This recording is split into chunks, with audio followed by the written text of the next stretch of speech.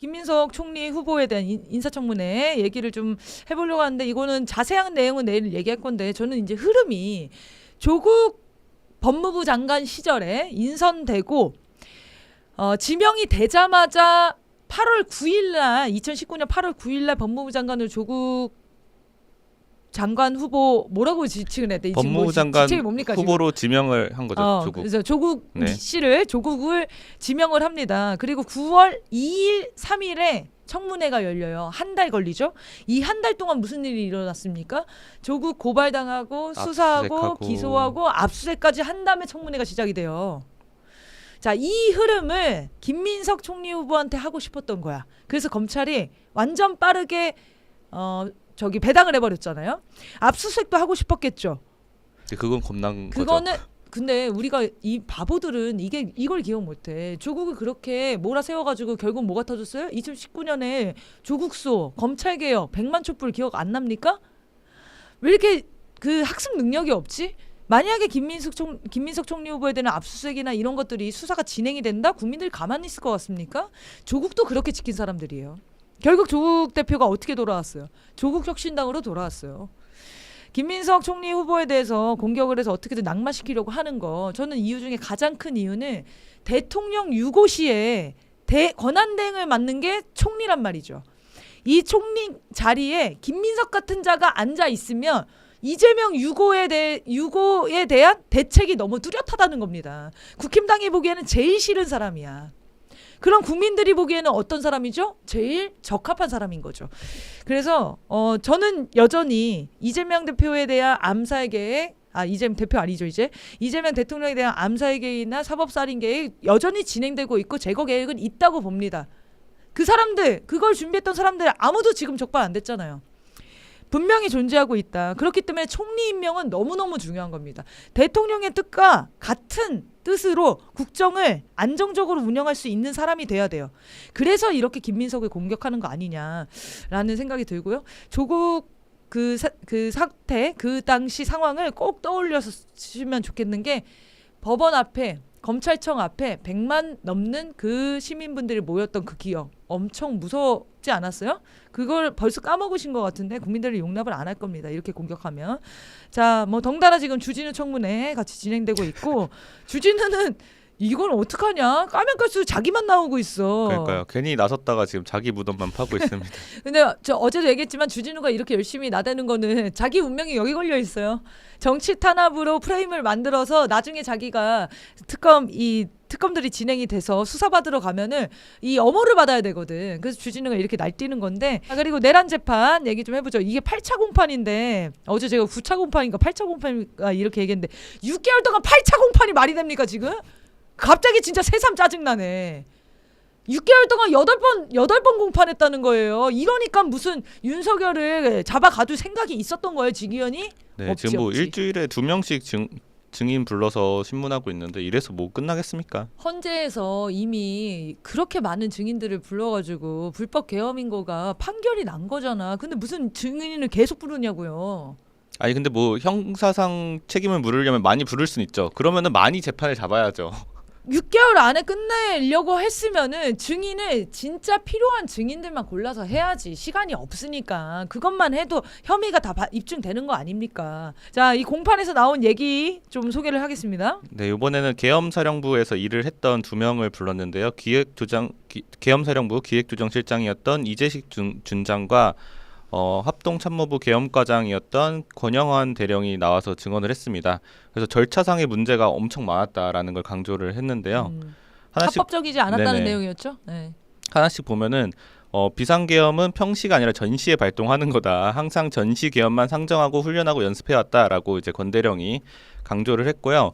그리고 이제 계엄은 합법적이어야 돼서 모든 절차, 그 선포문 이런 것도 다 순서대로 나와야 되고, 무슨 어떤 이제 지시가 있으면은 어떤 행동은 해도 되고 어떤 행동은 하면 안 된다, 이런 것들을 다 조치문을 만들어야 되는데 어떤 문건도 자기는 보지 못했다, 이렇게 증언을 했습니다. 네. 그리고 윤석열이 뭐라고 했습니까? 계엄은 전시에 하는 게 아니다.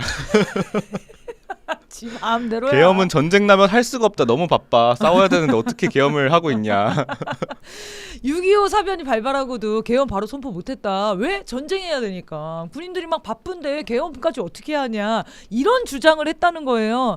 자, 윤석열처럼 하지 말라고 계엄법을 만든 거예요. 그렇죠. 윤석열처럼 남용할까봐 계엄법을 이렇게 철저하게 만들어 놓은 겁니다. 합법적으로 국민의 통제를 받을 수 있게.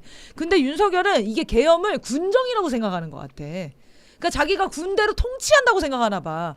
계엄은요, 비상시국에 군인까지 동원해서 질서를 유지하기 위한 법 아닙니까? 그런데 이 계엄이 늘 어떤 식으로 이용돼요? 국민들을 탄압하는 식으로 이용됐단 말입니다. 군인들을 군정처럼 활용을 했어요. 그래서 국민들을 통제하는데 군인들을 활용하고 그 국민들한테 총을 쏘기도 했던 게 계엄 아닙니까? 5.18이 그랬던 거잖아요. 그렇기 때문에 계엄법을 이렇게 꼼꼼하게 만들어 놓은 겁니다. 절대 국민의 기본권을 해치지 않게끔. 근데 이 법을 몰라서 윤석열이 이렇게 짓거리는 게 아니죠. 그리고 만약에 법을 몰랐다면 지가 생각하는 계엄 방식으로 하고 싶으면 다른 나라 가야 된다니까. 우리나라에 못 산다니까. 우리나라 법은 그렇게 안 돼 있다고. 근데 지 맘대로 법을 해석하고 자빠졌어요 지금. 사실 자기도 아예 법에 써 있잖아요. 전시 사변 또는 이에 준하는 국가 비상 써 상태 있어. 시에만 할 수 있다라고 써 있는데 자기도 모르진 않았어요. 그러니까 외환 유치를 하려고 그렇지. 했죠. 그래서 명분 만들려고 전쟁 내려고 한 거 아닙니까? 그런데 이제 와서 아니 계엄은 전쟁 때만 하는 게 아니라니까? 군인들이 전쟁 때는 바빠서 그때는 오히려 계엄을 못해. 평시에만 할 수 있어. 군인 안 바쁠 때. 이런 개 헛소리를 지금 공판에서 들어야 됩니까? 반성을 전혀 하지 않았어요. 요거 얘기를 해야겠습니다. 장관 인선 문제. 제가 앞서 얘기 드렸는데 우리 농민의 딸 구사나로서 이 농림축산부 장관 임명에 대해서 어떻게 생각하시는지 한번 들어보고 싶었습니다. 네, 이제 먼저 좀 들어가면서는 국민주권 정부가 국민을 위해 성공해야 하지 않겠습니까? 국민들이 그런 간절한 마음을 가지고 세운 정부잖아요. 그런 데서 무엇으로 성공을 만들 것이냐. 국민들이 이 정부에 대해서 쓴소리도 해주고 비판도 해주고 견인도 해주는 게 최고의 보약이 될 거라고 생각을 하고요. 네. 그래서 이 인선 문제에 대해서도 좀 그런 관점으로 한번 고민해보고 또 정부에서도 귀 기울여 들어보면 좋을 것 같습니다. 이제 송미령 농림축산식품부 장관이 유임이 된 거잖아요. 네. 이 사람이 일단은 12.3 계엄 당시 국무회의에도 참석한 내란 동조범 아니겠습니까? 그러니까 이 회의에 참석한 국무위원 누구도 이 사실을 당시에 국민들에게 알리지 않았잖아요. 그것만으로도 내란 특검의 대상이고 분명히 응당한 책임을 져야 된다고 생각합니다. 국무위원은 가벼운 직책은 아니기 때문에 그쵸. 그에 상응하는 역사적 책임과 단죄를 받아야 되는 측면이 있는 거죠. 그래서 수사를 해보고 문제가 있으면 반드시 처벌받아야 되는 대상이다 일단. 그리고 이제 내란 청산과 종식을 해야 되는 새로운 정부가 출범을 하는 건데 윤석열이 임명한 심지어 내란 국무회의를 주최한 그 당사자를 임명할 필요가 없다는 거죠. 네. 물론 비교적 빠르게 반성을 한 측면도 있는 거죠. 다른 국무위원과 비교되게. 그럼에도 불구하고 검증하는 시간이라는 게 필요한 거다. 적어도 정확하게 내란 사실확인을. 특검이 이 사람에 대해서 어느 정도 네. 수사를 진행하고 이 정도의 혐의가 있었고 그럼 송미령이 나는 이 정도의 반성을 하고 있고 국민 앞에 뉘우치고 내가 이런 실천을 통해서 검증하는 이 시간이 사실 보장되고 나서 장관으로 다시 임명하든 그래도 정부 되죠. 필요한 곳에 쓰든 할 수 있는 거죠. 근데 지금 너무 빠르게 이 검증 시간 없이 좀 급하게 가는 건 아니냐라는 생각이 드는 거고요. 그래, 우려는 그게 아주 이해가 됩니다. 네, 오히려 이재명 실용주의를 왜곡하고 먹칠하는 인사가 될 가능성이 있다. 그래서 국힘당에서 지금은 환영하지만 앞으로 이재명 정부를 계속 흔드는 게 국힘당의 목표일 텐데 송미령이 오히려 공격 지점, 타격 지점이 될 가능성도 있는 겁니다. 그리고 두 번째로는 이제 이 사람이 농림부 장관을 했을 때 했던 행보들이 문제가 되는 거 아니겠습니까? 뭐 아까도 말씀하셨던 양곡관리법이라든지 이런 농업민생사법을 농망사법이라고 규정하고 거부권을 직접 건의했던 사람이고요. 또 하나는 그 농지 규제, 완화시키자고 주장했던 사람이에요. 아하. 그래서 농지를 농사를 짓는 용도로 쓰게 하는 것이 아니라 다른 용도로도 활용하게 하자. 그래서 농지를 투기의 대상으로 만들고 농민들이 그 농지를 이제 발붙이고 농사를 전념할 수 없게 만드는 그런 위헌적인 이 규제 완화를 추진했던 인물이기도 합니다. 네. 여기서 드러나는 게 뭐냐면 송미령이라는 사람이 농림부 장관에 재직했을 때 농민들을 어떻게 바라보고 대했냐는 거죠. 네네. 이 사람의 농민들을 바라보는 관점, 농업을 바라보는 관점에 심각한 결함이 있었다는 생각이 저는 들거든요. 그러니까 농사를 짓는 사람들이 국가 재정에 기대해서 편하게 살려고 해라는 관점이 있기 때문에 양곡관리법에 대해서 반대를 했던 거고 이렇게 돈도 안 되는데 굳이 농사를 지으려고 해 하니까 농지를 돈이 되는 다른 용도로 이용해라 이런 관점으로 접근한 거 아니겠습니까? 그게 위험하죠. 그런 사람이 농림부 장관을 한다는 거는 농업을 없애자는 거거든. 네, 그래서 기본적으로 이 사람은 농업을 천시하고 경시하는 관점을 가지고 있는 사람이다. 국민 주권 정부가 장관을 임명하는 가장 결정적인 기준이 두 가지 아니겠습니까? 하나는 국민에 대한 충직함, 그리고 두 번째가 유능함이잖아요. 근데 충직함이 없이 유능할 수 있냐?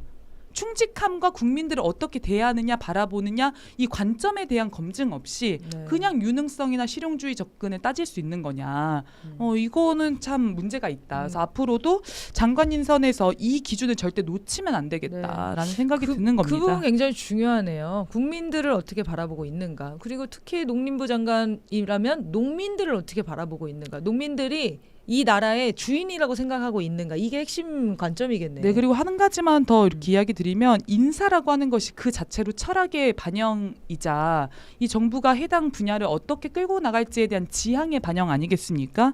그럼 이번 농림축산부 장관 인사가 이런 농업과 농민을 1번으로 고려하거나 농정 철학의 상징으로서 이제 행해졌다기보다는 어떤 실용주의나 통합 이런 것들을 강조하기 위해서 이루어진 인사는 아닌가. 그렇기 때문에 이제 농민들의 어떤 민심이 안 좋죠. 무시당하는 네. 그런 결과로 지금 이어지고 있는 것 같아요. 그래서 농심을 헤아릴 필요도 있는 것이다. 이 부분도 되게 중요한 건데요. 국무회의 윤석열 정권의 국무위원이더라도 일 잘하면 임명시킬 수 있다라는 상징적인 의미로 이 사람을 유임시킨 거잖아요. 근데 왜 그게 농림부냐는 거야. 농민들 입장에서는 이게 굉장히 자신들을 무시했다고 생각할 수 있는 거예요. 아, 농업은 그러면 그렇게 중요하게 생각 안 하는 건가? 저렇게 무능력하고 전 정권에 충직하게 농민들을 말살하는 법을 통과시키려고 했던 이 사람을 그 자리에 두는 거를 탕평정책의 인사로 한다는 거는 농업을 천시하는 거 아니냐 이렇게 비춰질 수 있다는 좀 거예요. 서러움이 느껴지겠죠. 그렇죠. 왜냐하면 지금 노동부 장관의 민주노총 위원장 현직 노동자 출신이 임명되지 비교되잖아. 않았습니까? 또 너무 비교가 되잖아요. 이렇게 하면. 네, 그래서 이번 인사가 현장에 있는 농민들에게 어떤 의미를 갖는지 어떻게 다가갈지도 정부는 충분히 고려를 해야 됩니다. 농민들이 어떤 장관을 원하고 있고 어떤 농정 철학을 원하고 있는지 응답할 의무와 책임이 있는 거죠.